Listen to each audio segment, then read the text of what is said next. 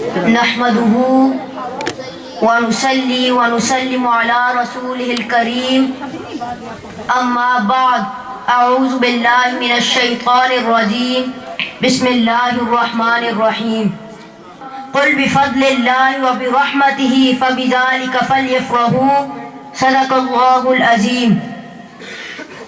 میں آج جس موضوع پر اظہار خیال کرنے جا رہا ہوں وہ ہے میلاد النبی صلی اللہ علیہ وآلہ وسلم۔ حاضرین مکرم، حضور صلی اللہ علیہ وآلہ وسلم کی ولادت باسعادت ایک منفرد اور نورانی ولادت تھی جس میں عجیب واقعات اور انوار و تجلیات کا ظہور ہوا۔ اس ساعت سعید میں سارا گھر بقعہ نور بن گیا۔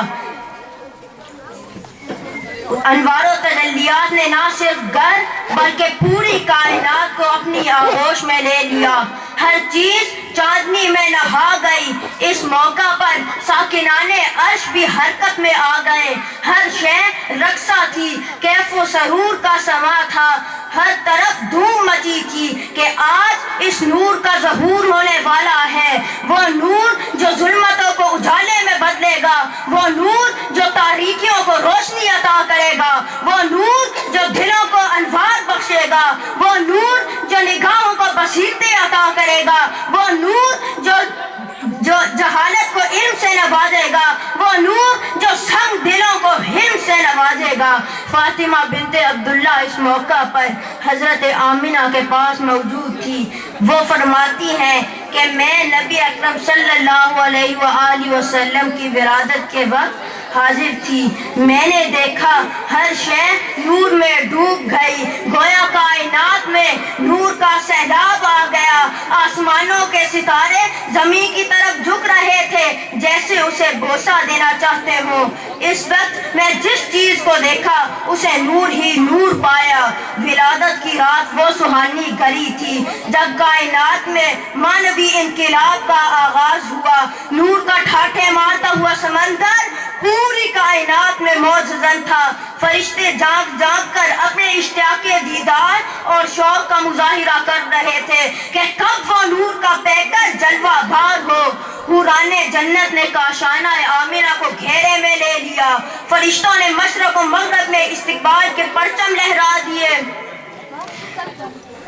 کائنات کے اندر کیسے کیسے مناظروں کا ظہور ہوا اور وہ کیسا سما تھا جب حضور نبی اکرم صلی اللہ علیہ وآلہ وسلم کی مولود کی گھڑی آئی ہوگی۔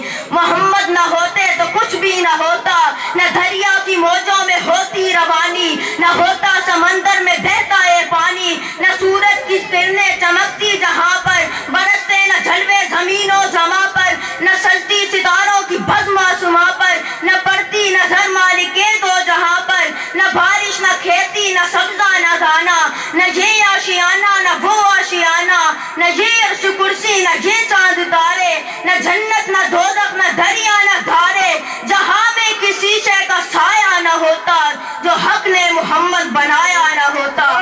تکبیر!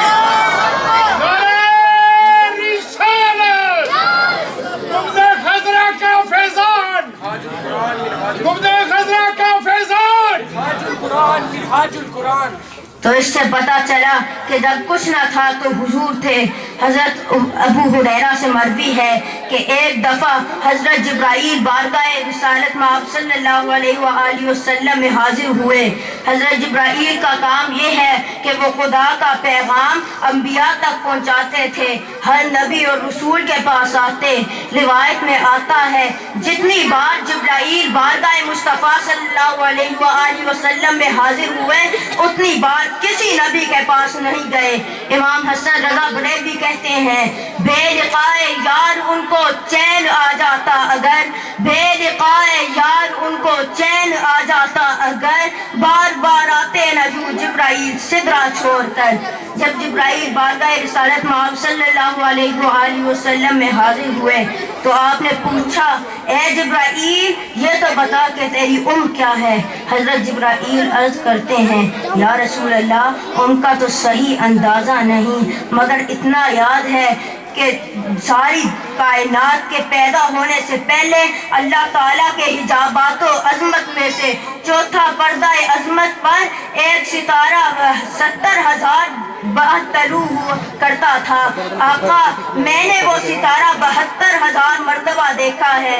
میرے آقا نے مسکرا کے فرمایا یا جبرائیل وعزت ربی انا ذالک الکوکب، کہ اے جبرائیل مجھے اپنے رب ذوالجلال کی عزت کی قسم وہ چمکنے والا ستارہ میں ہی تھا۔ تو اس سے پتہ چلا زمین و آسمان نہ تھے، حضور تھے، لوح و قلم نہ تھے، حضور تھے، سورج کی چمک نہ تھی، حضور تھے، صبح کا اجالا نہ تھا، حضور تھے، زمین کی نرمی نہ تھی، حضور تھے، آتش کی گرمی نہ تھی، حضور تھے، سود و ساز نہ تھے، حضور تھے، جنت و رضوان نہ تھے، حضور تھے، خطبہ و آذان نہ تھے، حضور تھے، واضح و بیان نہ تھے، حضور تھے، اس وقت ایک خدا تھا یا نور مصطفیٰ تھا۔ حاضرین محترم، آخر میں میرا پیغام یہ ہے کہ آئیں آج کے اس پرفتن اور مادی دور میں ہم بھی نور مصطفیٰ صلی اللہ علیہ وآلہ وسلم سے اپنے سینوں کو منور کریں۔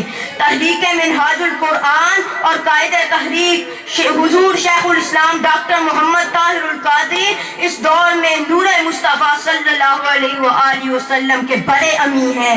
آئیں ہم سب اس قائد کے دامن سے وابستہ ہو جائیں جو گلی گلی، نگر نگر، کوچہ کوچہ، کریا کریا، ملک ملک صرف اور صرف عشق مصطفیٰ کے لیے، محبت مصطفیٰ کے لیے، ادب مصطفیٰ کے لیے، نور مصطفیٰ کے لیے، علم مصطفیٰ کے لیے، نظام مصطفیٰ کا پیغام ساری دنیا کو سنا رہے ہیں۔ تحریک منہاج القرآن اور میرے قائد شیخ الاسلام ڈاکٹر محمد طاہر القادری کا پیغام یہ ہے کہ عشق سرکار کی ایک شمع جلا لو دل میں، عشق سرکار کی ایک شمع جلا لو دل میں، نور سرکار کی ایک شمع جلا لو دل میں، بعد مرنے کے لحظ میں بھی اجالا ہوگا۔ السلام علیکم۔